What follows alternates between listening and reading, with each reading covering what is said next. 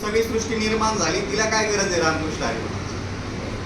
थोडस नाही प्लीज, अहो प्लीज कंटिन्यू. कारण हे बघा, तिच्यापासूनच उत्पत्ती झाली. तिचे एक सुंदर पण कोण नाही, तिच्यासारखं प्रेम पण नाही, तिच्यासारखं वात्सल्य पण कोण नाही. एका पुरुषाने एवढं करून दाखवावं, करू शकत.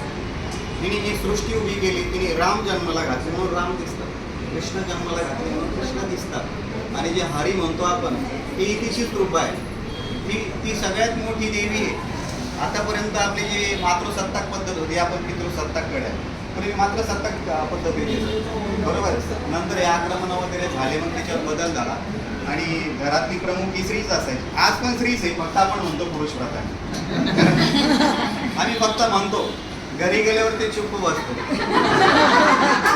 ते भाषण स्वातंत्र्य फक्त संविधानातच दिलंय, पण घरामध्ये वेगळं संविधान असतं, ते अलिखित असतं, त्याला वेगळे नियम असतात, बरोबर की नाही.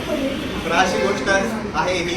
आणि सगळ्यात महत्त्वाचं, शिक्षण घरातली जर स्त्री शिकली तर समाज पुढे जातो. जिच्या हाती पाळण्याची दोरी ती जगाची उद्धारी. स्वामी तिन्ही जगाचा, आई विना भिकारी. बघा स्त्रीचा किती रोल महत्वाचा आहे. आता आपला देशही प्रगत होतोय आणि स्त्रिया खूप प्रगल्भ आहे. सुधा मूर्ती सारखी स्त्री इन्फोसिस ज्या फाउंडर आहेत त्यांची पण बघा, त्यांचे जावई इंग्लंडचे पंतप्रधान होऊन गेले.